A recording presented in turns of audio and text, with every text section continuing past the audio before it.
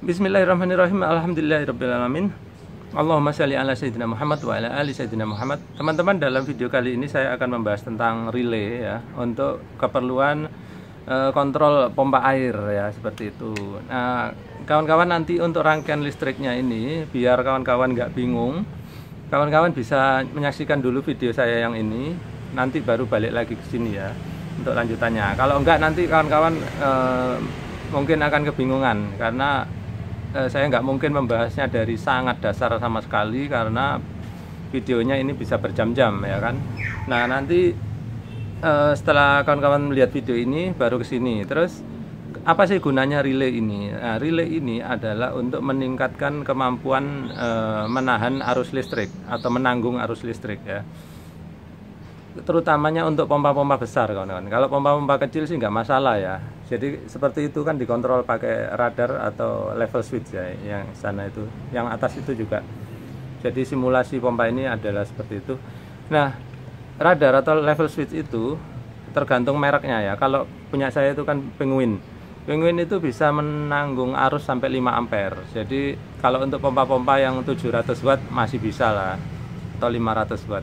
Tapi kalau sudah 1000 watt gitu udah riskan ya kalau pakai itu. Nah, makanya kita memakai relay. Nah, kalau ngomongin relay ya kawan-kawan, bagaimana cara memilih relay itu ya, kawan-kawan harus lihat sini, perhatikan ya. Ini ada 20 ampere 250 volt. Jadi tegangan yang bisa dipakai ini adalah 250 volt ya, ke bawah ya. Jadi kalau di rumah kita 220 volt bisa pakai ini. Tapi kalau di rumah kita atau biasanya sih di pabrik ya 380, jangan pakai ini, nggak kuat. Kemudian ini ada tulisan 20 ampere, artinya apa?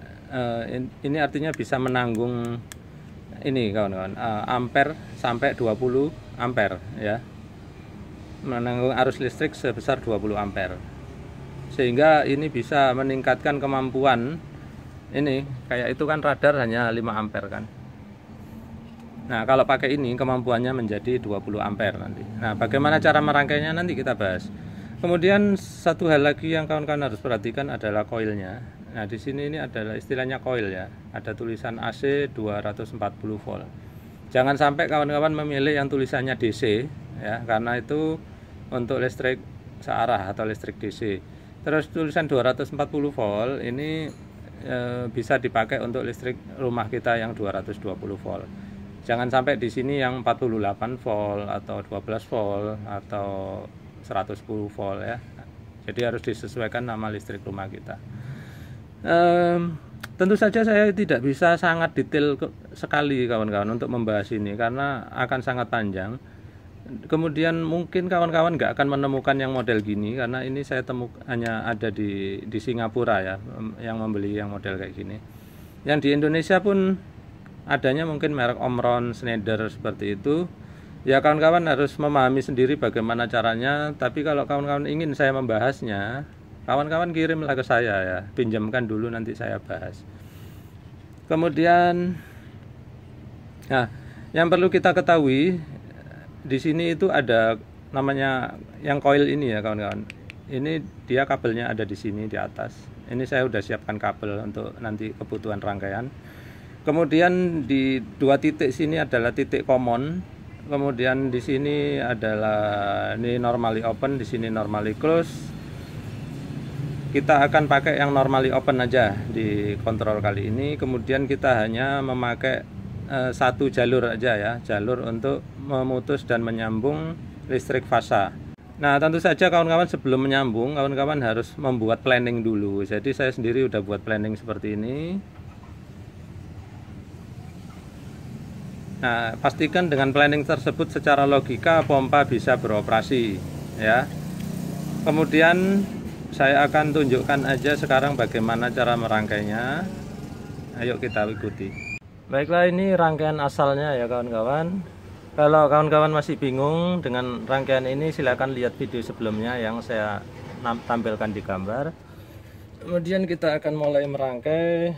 Kita copot dulu ya dari kakinya, kemudian oke, kita ikuti aja gambar planning yang kita sudah buat. Netralnya langsung digandengkan paralel begitu saja. Baik, ini netral saya sudah isolasi. Selanjutnya ini yang masuk ke motor, ke mesin pompa, kita taruh dia di ini ya, kaki normally open.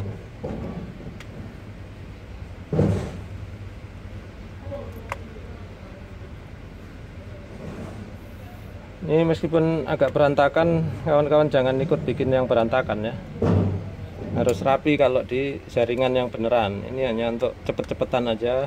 Saya nggak akan berlama-lama biar videonya durasinya pendek. Kemudian ini kita masukkan ke ini yang dari otomatis ya. Kita masukkan ke coil.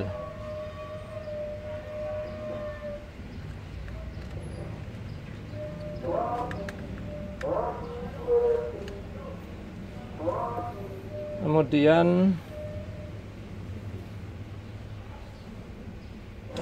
kabelnya kependekan.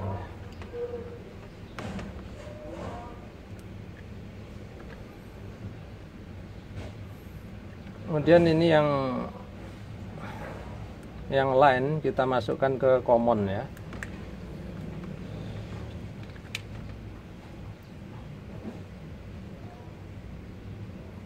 Paksain aja ya.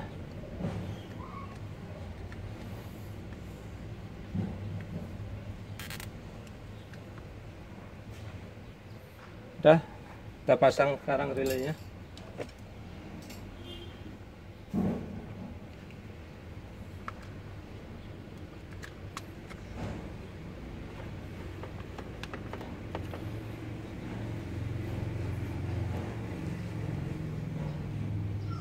Oh ya kawan-kawan, ini kan kelihatan kabelnya berantakan, terus pada umpel-umpelan di sini ya.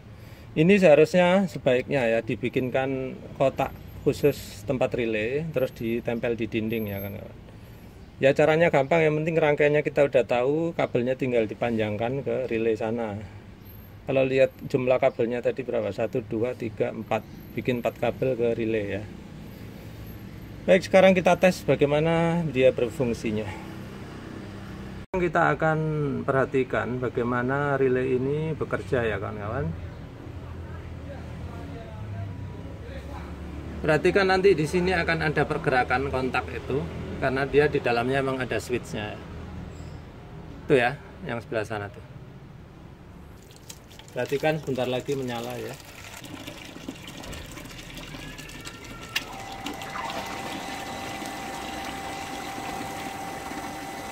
Nanti, nah seperti itu ya, kelihatan gerakannya kawan-kawan ya. Ya itu tadi ya kawan-kawan, bagaimana cara memanfaatkan relay untuk mengontrol pompa secara otomatis.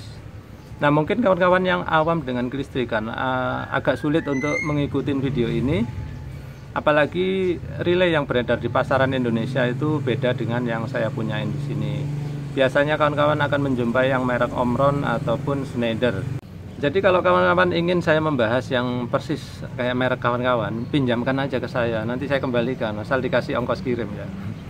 Bukan nggak mau modal kawan-kawan, ini modalnya juga udah banyak ini untuk keluar ini ya.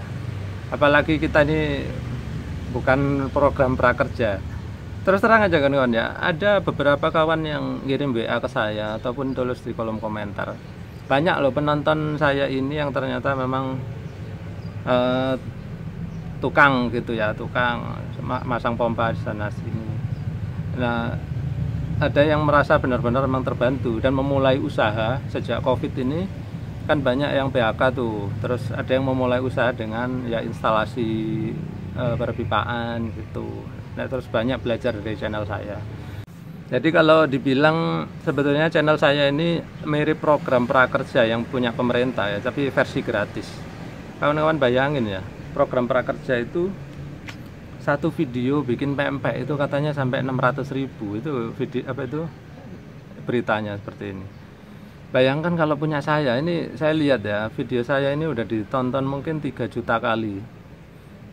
Terus bisa dimanfaatkan untuk membantu kawan-kawan menyelesaikan pekerjaannya gitu loh. Jadi udah jelas kalau ini dibilang program prakerja itu udah jelas, hasilnya ada gitu. Tapi gratis. Bayangkan kalau 3 juta, kalau satu video saya dihargai 100.000 aja, beda bisa 300 miliar saya dapat ya, tapi nggak dapat gitu, jadi curhat. Tapi ya udah gitu ya, memang banyak yang berterima kasih, tapi ada juga orang yang ini ya bilang saya goblok, saya bodoh gitu. Ya kita anggap mereka yang nggak paham ya kawan-kawan, biasalah gitu ya. Orang yang nggak paham, nggak bisa nangkep pikiran kita, mungkin menganggapnya kita itu bodoh gitu.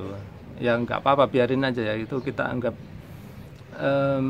bunga-bunga bangkai di taman yang indah gitu aja lah. Oke kawan-kawan, itu dulu ya. Jadi kalau kawan-kawan pengen lebih detail lagi membahas tentang ini, dan saya yakin nggak banyak orang yang pengen belajar, kawan-kawan tulis di kolom komentar, kemudian kalau perlu kirimkan contohnya ya, punya kawan-kawan, nanti kita bahas lebih detail lagi. Oke, terima kasih kawan-kawan, semoga bermanfaat ya.